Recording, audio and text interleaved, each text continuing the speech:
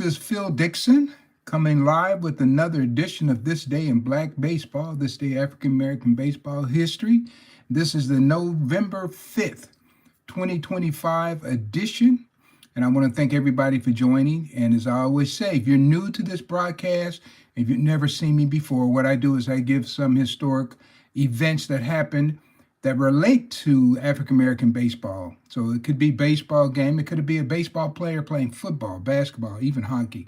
So I give you that information. A lot of baseball players box. So I give you that information, and then I give a little commentary based on my 45 years of experience with this topic. And a lot of the things I'm going to talk about that come from my experience are unique because this is history that I've actually lived and met a lot of these people. It's amazing. Sometimes when I sit around, I think about all the people I've met in my travels, and it's just simply mind-boggling that God allowed me to do this. I mean, I would have done it for free, which I did, and I'm glad I did.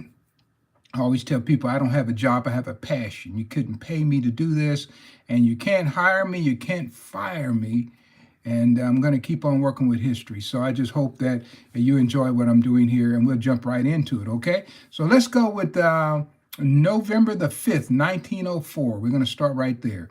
So on that particular date, members of the Cuban ex-Giants arrive in Cuba aboard the ship Monterey to play winter baseball. The list of players included Clarence Williams, outstanding catcher, Ray Wilson, a wonderful first baseman, and we don't talk about him enough. We don't talk about him at all. Who's been talking about Ray Wilson? Of course, Dan McClellan, who I think has a very strong possibility of being a Hall of Famer if we would just do the work on this guy. Tremendous player. Pat Patterson, that's John Pat Patterson. Remember, there's a later Pat Patterson, but this is John Pat Patterson out of Starkville, Mississippi. Ended up being a police officer and dying in the line of duty in Battle Creek, Michigan. And we also have Grant Home Run Johnson from Findlay, Ohio. Man, the fact that this guy is not in the Hall of Fame I can't explain it. I can't explain it why you would not vote this guy in. Tremendous home run hitter. Actually, he was, I'll just put it like this. Growing up, I heard about Home Run Baker, the Philadelphia team, right? So that was all the talk, Home Run Baker. But the first guy to actually be labeled with the name home run was Home Run Johnson. And Home Run Johnson was hitting home runs in the dead ball era, and he hit many more than Home Run Baker. But why is it I know about Home Run Baker growing up as a kid, reading about him, and never read about Home Run Johnson? That's what I've strived to change my whole entire life. That's what I've been doing, and that's what I'm going to continue to do, is talk about these guys so that they will no longer be pushed aside. We want to bring them forward and talk about the history. So Home Run Johnson's on that tour, and then Emmett Bowman's on that tour. And I talk about Emmett Bowman all the time. 1905, this guy won 40 games, and he died pretty early in his career, was an outstanding athlete as far as he could play every position. So he's a great player. And then the last one, well, actually you had Robert Jordan, and then you had the great Harry Buckner. That's a team. They're not going to lose too many games in Cuba, America, anywhere. That was a good team that's headed over to Cuba. So that was November 5th, 1904. How about November 5th, 1907? On Election Day. Election Day is that first Tuesday there in November. Joe Wall's All-Star Leaguers beat Pop Watkins Colored Stars at Brooklyn's Brighton Oval in a 5-4 final before 500 fans. Not a big crowd. I guess most people went out to vote that day. Henry and Griffin formed the losing battery. Wall's team out-hit their opposition 10 hits to 7. So not a lot of action in that game, but it was done on Election Day. And so sometime you would get late in the year, and if the weather's going to be good, they're going to keep playing baseball. And so you can see November 5th, they stage a game. And also Pop Watkins. Pop Watkins, along with Bill Monroe, was considered what they call the funny men in baseball. These were guys who would provide comedy relief. The only difference, about Pop Watkins was a pretty good player, but Bill Monroe, who was probably funnier than Pop Watkins, was a superb player. This guy was the greatest third baseman in baseball history at that time. I know growing up, once again, I'm hearing about Pie Trainer. I hear about Pie Trainer. Why didn't they talk about Bill Monroe? Why did they let this man's history die? But I tell you what, I'm talking about him all the time. Bill Monroe was simply outstanding. Had speed. He could throw. He could field. Saul White loved this guy, talked about him in a lot of articles. And every place that the Philadelphia Giants went, or even when Monroe went to the Brooklyn Royal Giants, he's the feature player. He got more ink than people like Rube Foster and Home Run Johnson, Saul White, Charlie Grant, Pete Hill. This guy was a superstar and just a great celebrity for that period of time. And I feel sorry that we missed out on this history, but guys, it's not too late for us to talk about it. He passed away from tuberculosis and is buried in Chattanooga, Tennessee. That's Bill Monroe, just simply outstanding. So, yeah, that gives me a chance to talk about him. Okay, now how about a baseball player playing a little football? How about this one? November 5th, 1915. Bobby Marshall, the former Minnesota Star Inn, that's Minnesota, the Minnesota Gophers, right? You know about that college, right? He drop kicked a football from 40 yards, from the 40-yard line, and later sacked the quarterback, forcing a fumble, and then added a second quarter interception on a forward pass and ran it back for a big gain. Is a member of the Marines team in St. Paul, Minnesota. So what that is guys, this is semi-professional football. And so the NFL was just starting to get going. Matter of fact, they didn't incorporate in the NFL until 1920. But there were a lot of what they call semi-professional teams. And these were former college players who would continue to play, and they would be regional. Bobby Marshall was one of the great football players who was also a pretty good baseball player too, played for the St. Paul Gophers. He actually participated in the 1909 series playing for the Leland Giants when they played the Chicago Cubs intact for 3 games. I talked about that a few weeks back, so you can catch that on one of my other broadcasts. But Bobby Marshall, yeah, and interesting about Bobby Marshall, back in the early 80s, I was looking for Marshall, what became of Marshall. And I remember being on the telephone and talking to someone in, actually, I just made a random call. I called the AME Church in Minneapolis, and I asked to speak to the oldest person in the church. And it was a guy, he's about 90 years old. This is probably 1980, 81, 82. And this is how I would find people. Because if you're an African-American athlete and you lived in a community, if you were any person of prominence, people knew who you were. So all I had to do was find someone who lived in that community. And I'm African-American Methodist Episcopal, so I knew that whole network. So I would look in my little book I had here, find a church there, usually the largest church. Then I'd ask the pastor for the name and the telephone number of the oldest member. And that's how I found Bobby Marshall. Didn't have any newspapers online or anything like that. I used people. You work through people and you found all this information. And then not only did you find people, they would begin to tell you stories. And so I was able to get stories. People would tell you where they work, where they lived. And this was all history that I was getting through the church, if you can imagine that. So I had to be creative back then because, guys, I was working on a limited budget and I had to do whatever I could to get this information.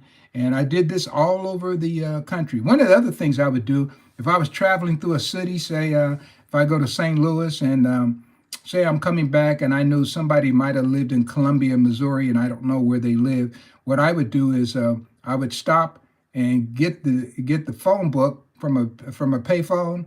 And so if their name was say their name was Wilson, and I would tear all the whole page with the Wilsons out of the phone book, and then I would take that back to Kansas City. And then when I get to Kansas City, back then, it used to have the addresses of the people in addition to their telephone numbers.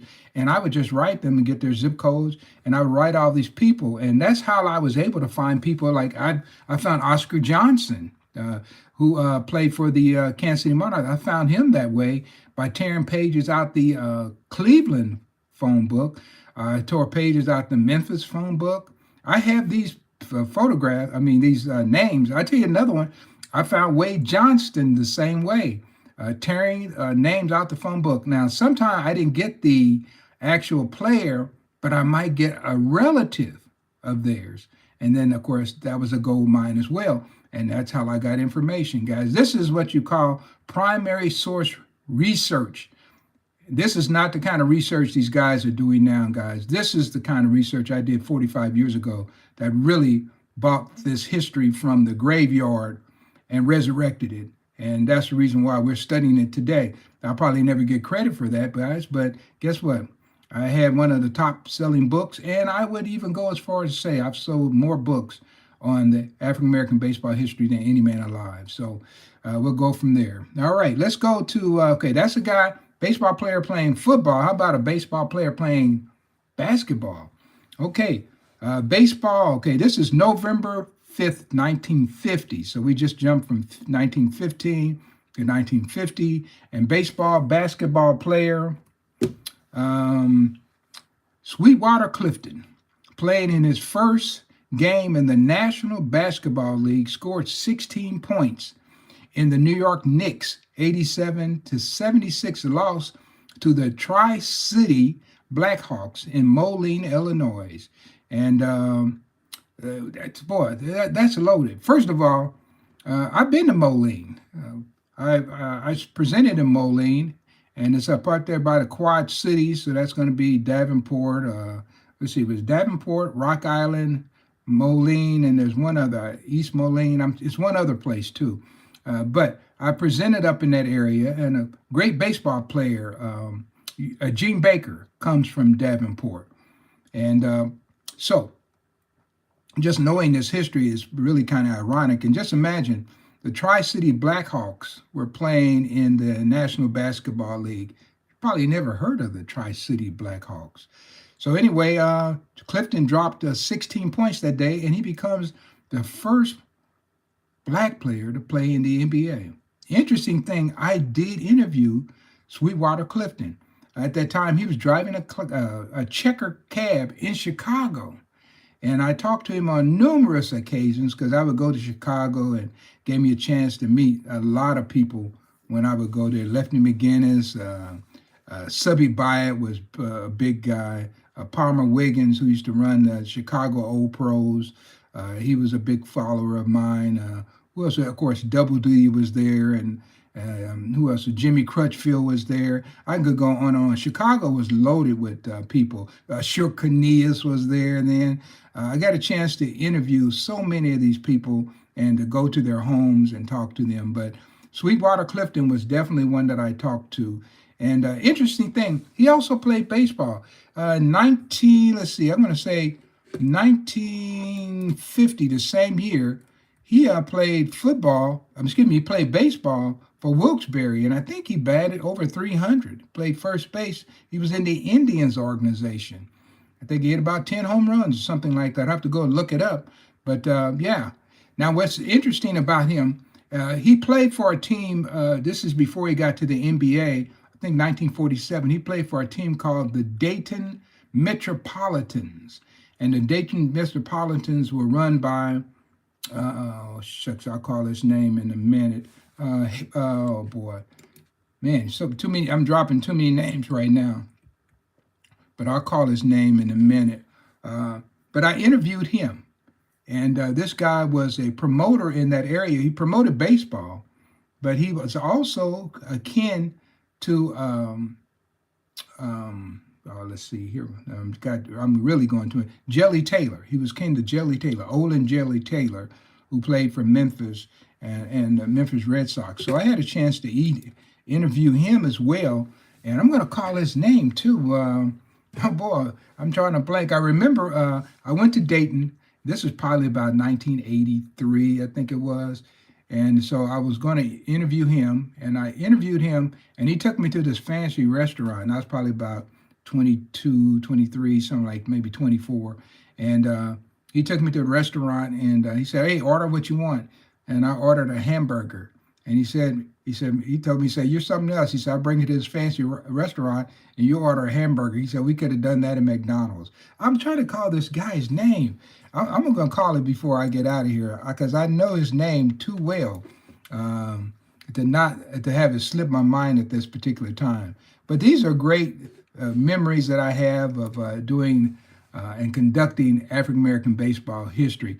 Also, we're going to go. Oh, I will say this too: that when Sweetwater Clifton passed away, we found out that his real name was Clifton Nathaniel. I always thought it was Nathaniel Sweetwater Clifton, but it was actually Clifton Nathaniel. So his last name was Nathaniel. So he went by Sweetwater Clifton, which is kind of interesting. So yeah.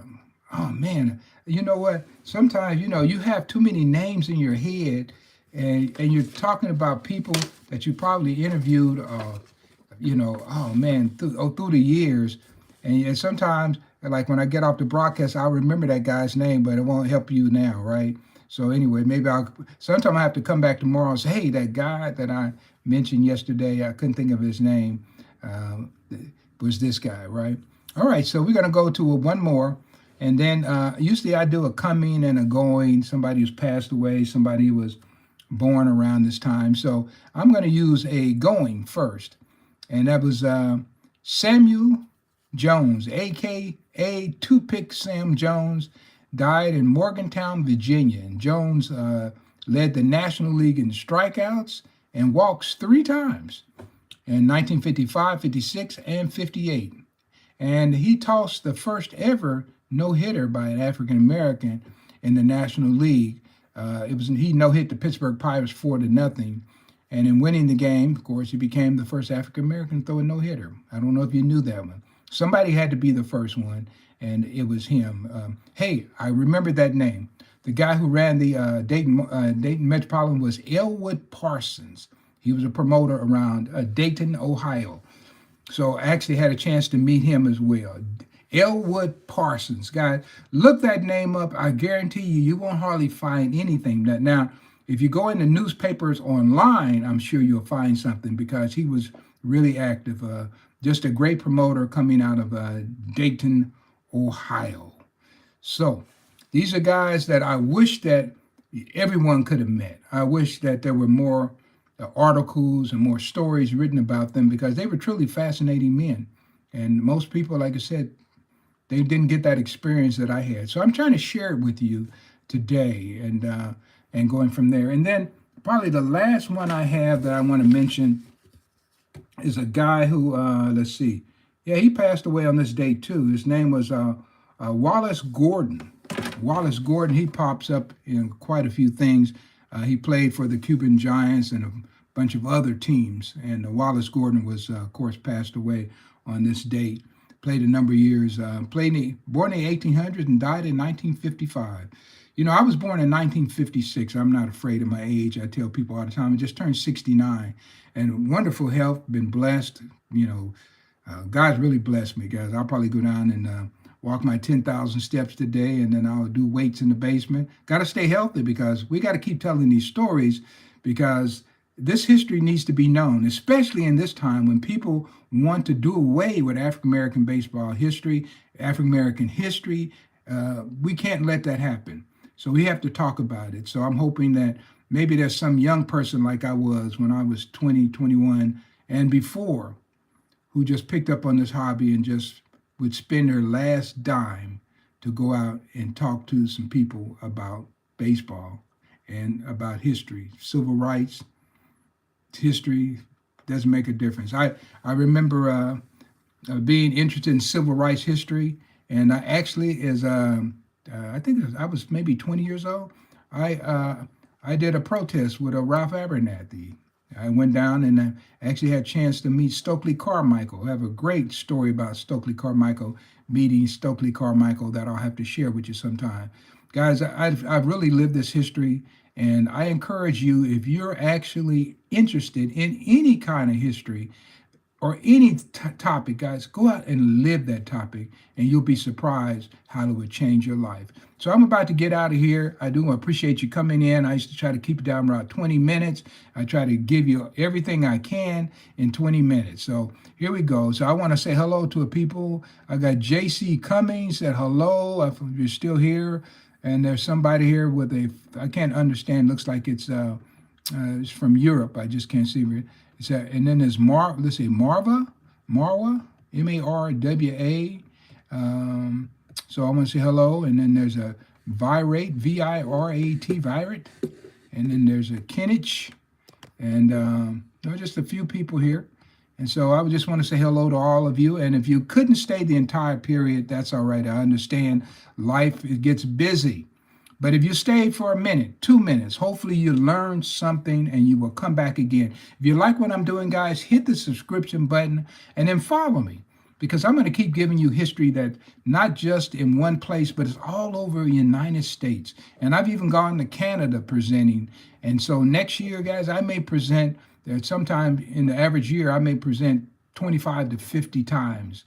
And I have a very unique program. One of these days, I probably will have to record it and show it to you live. I think in my introduction, there is one clip from a show I did, presentation in Manitou Springs, Colorado. So, but it's a few years old. I've added new things. I always start my presentations out with poetry. I have my trumpet along. I may play "Take Me Out to the Ball Game." I've played the national anthem on many occasions. Guys, I've just had a wonderful life, and all the things that I'm sharing with you today are just great memories that I have. So I'm glad I was able to remember Elwood Parsons' name. All right. So guys, that does it for me.